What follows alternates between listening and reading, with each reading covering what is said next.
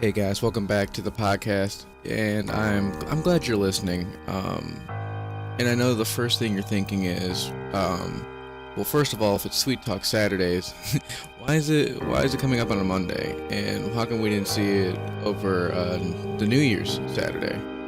Well, I'm about to get into all that, but first of all, I just want to say, just from the deepest part of my heart, just thank you for all the support that you've been giving for the channel and just towards me personally.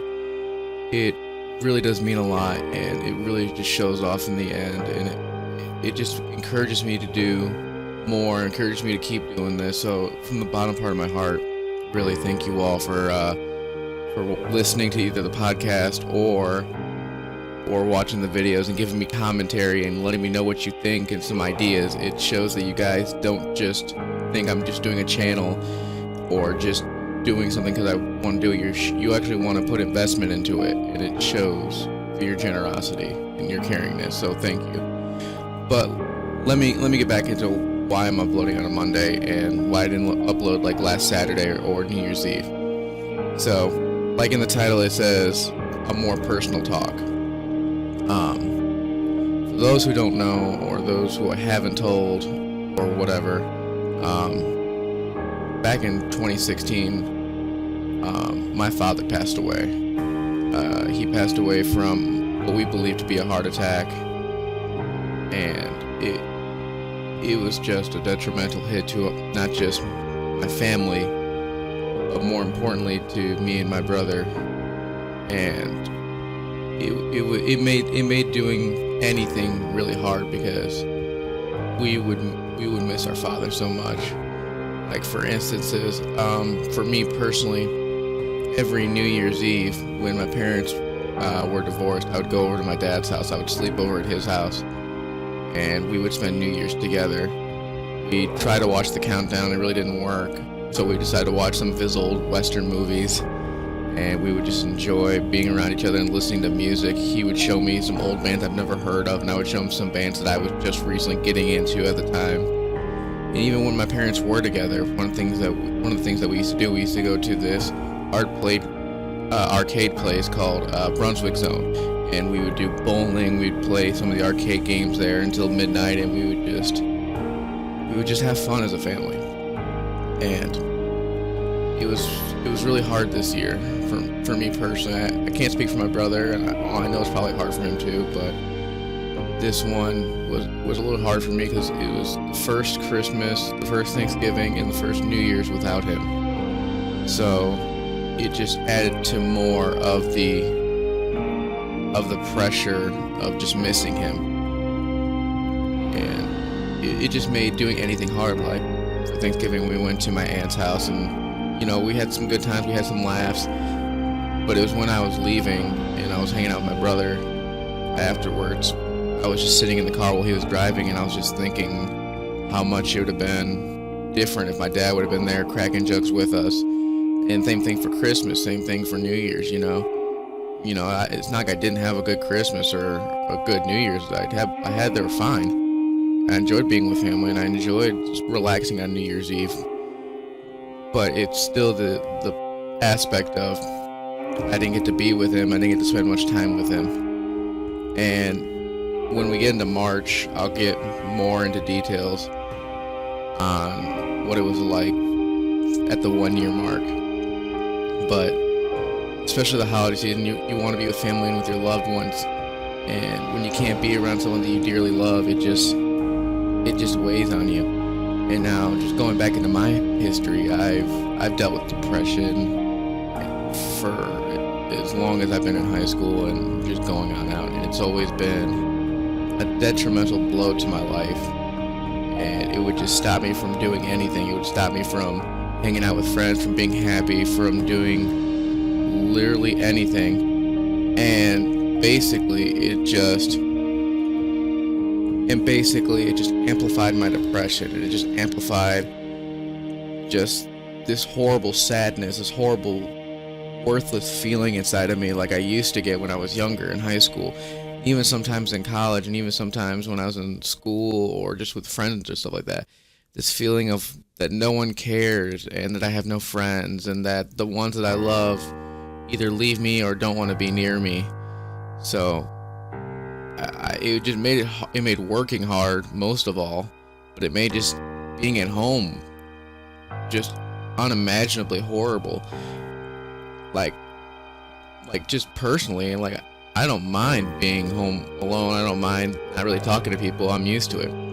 But it's when this depression hits, and it's when this horrible hopelessness hits, it's like, why do they talk to me? Why don't they ask me how I'm doing or ask me to do stuff with them? So it was basically me surrounding myself with negative thoughts and just these horrible things because I miss my father and I miss the past. But I know deep down I can't change the past. But the past is what makes us and what helps shapes our future, and what we do with the past can impact the future. And you may have noticed, if you noticed the last 3 gameplays, they were almost all like right after each other or whatever. Because that's what I was doing. I was putting out commentary, not because I wanted to take some time away, because I enjoyed it. And then when this depression hit, I was like, alright, I need to focus on something. I need to focus on myself. I need to focus on why I'm like this, and why do I keep feeling depressed, and why do I feel like I just don't want to do this anymore, because I truly do want to do this, and that's why I'm making this video. I love doing these podcasts. I love doing video gameplays, but I really need to work on myself, because in the long run I can make videos all day long, but if I'm not working on myself and I'm not trying to make myself better, then the passion is going to go away, and the content you're going to see is not going to be genuine. So I said, you know what, I already posted a video on Monday. I'm going to go and I'm going to work on myself. So I took some time and I just started praying and seeing what God had wanted to show me, and see what things I needed to work on personally. And one of the things that really popped up was just my insecurity and the feeling like I have no friends, or I have no one that loves me or cares about me. And that's a recurring thought for me, because I may not have like an ultimate best friend that I hang out with all the time, or I may not have like a significant other in my life where I can go to them. But I know that people do love me and care about me. And one of my things was, well, if they don't have the same kind of interest or passions or same things that we like, so they're not my friends, or they really don't care about what I do. And I had to stop that right there, that thought, the mind of thought. Because in the long run, your friends are not things that you have in common. Yeah, that's how you make friends. That's not what makes them stick around. It's the genuineness you have towards the people and the love you care for the people. Like my friend Jordan. I love Jordan so much. We have music in common, and we both love God. But we love so many different other things. That doesn't mean he doesn't love me or care about me. It doesn't mean I don't love him or care about him. I love him to death. He's literally my best friend, and it's just an honor to be a friend of his. But I know that anytime I have a problem, I can go to him. I could just lay down my problems on him, and he'll listen, he'll pray for me, and he'll talk with me about it and how we can work things out. So in the long run, it was me just thinking these negative thoughts and being like, oh yeah, I have no friends, I have no one that cares about me, because I'm setting my own fake standards. When in the long run, I'm just trying to push everybody away, because I'm afraid if they get too close again, they're going to leave me. And that goes back to past relationships, that goes back to just past friendships and getting too close or whatever. So I took some time away. In the long run, I took some time to be by myself and to be with friends.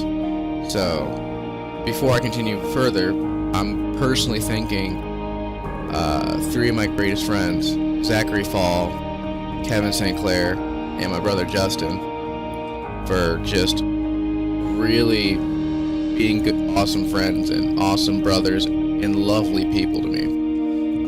I slept over at my friend Zach's house, and it sparked a passion in me about video games. It sparked a passion in me about just continually doing this.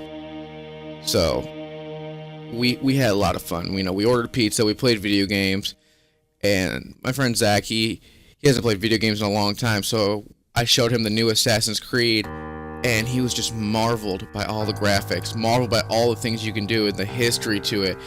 And one of the jokes now that we have is when we first opened up the game is based in London, so as people know, London has very like rainy weather. So we're walking around the game and he's just looking, he's like, oh, look how realistic the puddles look. And it makes me laugh every time because, you know, me playing just video games, I just see that all the time already, so I'm like, it's a puddle. But to him, he's just seeing like a whole new world open up. He's seeing the realisticness of how games have changed over like the last 10 years. And it just was like, wow. I take some of this stuff for granted. And while that was happening, I was like thinking to myself, like, what else am I taking for granted or overthinking? And I was really overthinking like the friends I have and the people that I'm around. It was not just mind opening, but it was a hit to the heart. In the long run, it was a hit to the heart, because I pushed myself away from people, not texting them or calling them or talking to them, because, you know, I had this mentality that if they didn't talk to me first, they really didn't care about me. And, you know, some people will tell you that if they don't text you or call you, they really don't want to talk to you. That's not necessarily true. They could be busy. They could be doing other things in life. You're not their number one focus. The only time you'll be their number one focus is if they're your husband or wife, or there's a different reasoning. But I had that mentality, so I would not text people. I would not call people. You know, I'd post stuff on Facebook and be awesome, and I tried talking to people, but I would just feel insecure that, you know, they didn't want to be that close to me as a friend or whatever. So when I was thinking about all the things I've been taking for granted, the number one was just my passions and the people that I'm surrounded by. So to the people who have really, you know, may not be like fully 100% in my life, but still, you know, love me and care about me, thank you. I really do mean that. Thank you. From all the friends I made at school, from high school to ministry school, and just every friend I've ever made that, you know, that I still talk to, or that I'm on with Facebook or whatever, thank you. The love you've shown me throughout the years and the support you've shown me throughout my entire life speaks great volumes and magnitudes, and it really does mean a lot. And I honestly say this, I am sorry that I may have neglected our friendship and that we don't talk as much, but I just want to let you know that I do still think about you, and I pray about you all, and I truly do love you. And I thank God that He's put you in my life at some point or another. I really do thank you, and I really do love you all. And that's what this whole weekend was about. Stepping away from everyday life and enjoying the little things. Enjoying some quality time with friends. Enjoying some time reliving passions. Enjoying the thought of the great things that my dad has shown me in my life. And I've said this at his funeral, and I'll keep saying it. If my dad wanted me to learn one thing in this world, it's a two-parter. It's to love everybody that you meet, and whatever you do love doing, don't let anything stop you from loving that. For him, that was music, and that's why I got into music, because of him. And I love music. And hopefully later on in the year, you'll see some music I'll post up. I've been writing some poetry, some spoken word stuff, so hopefully when I get more time off of work, or when I get more free time and things get more figured out in a routine, then I'll start posting some stuff, and hopefully you'll like it. Hopefully you'll give me some suggestions or some criticism. I would love input. I'm not rejecting input. I always love listening to it. But I needed a getaway. Not just from the world, but from myself. And it's so hard when you don't have someone constantly 24/7 like talking to you or supporting you or being that close to you. And I have friends and I can talk to people. I don't mind opening up. I'm an open book to people, and everyone knows that. But it's the fact that I need to start getting closer to people and start showing them the love that I received from them when we first met. I need to reconnect with some friends and thank them for all the things they've done. But mainly, I just need to reconnect with myself and what I'm doing. So, I won't go much longer. In the next podcast, we'll get a little bit deeper. Like I said, I may put up gaming commentary, but this podcast is to be real with you all and to real with everything that's going on in my life. Because you don't get to see the realness in a video game. You get to see the realness in the actions I do and the things I say to you and the tone of my voice. Because that was the whole point of this channel. It was not just to give you commentary to make you laugh or give you something to watch. It was to show you that it's okay to be real, be a human, to have passions that maybe people don't have. One of my passions is making videos on YouTube. One of my passions is encouraging people and helping them out and playing video games. If I can do that all in one, then yeah, I'll do it. One of my passions is playing music, and if it touches somebody, even just one person that's not me, well, then that just made my entire life. Knowing that someone else feels the same way as I do and can be impacted by the things I'm going through and the outcomes and the testimonies I will share, that means my life wasn't meaningless. My life has never been meaningless. And neither has yours. So my encouragement for the end of this video is, it's okay to open up and be a human, to be a person, to go through struggles, to go through hard times. That's the human existence, that's life. If you're not going through a hard time and you're going through a good time, awesome. But if you're just hiding, pretending and going through a good time just so you don't have to deal with it, it's okay to go through a hard time. You know, one of the hardest times I'm going through right now is just this depression and missing my father, and I'm not going to hide that. But I'm not going to let it stop me from doing what I want to do, doing what I love to do. So don't let your outcomes, don't let your circumstances stop you from following your dreams, from doing what you want to do. You control your life.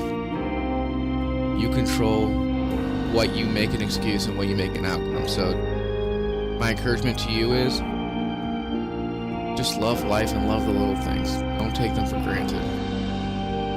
Enjoy your families. Love on the people that you meet. Tell your friends you love them and you thank them for your friendship. And as always, I love you all, and I truly do mean that. And I thank you all from the bottom of my heart. Again, I really can't thank you enough for the support you've shown me. So, I will see you all in the next video. Have a great night.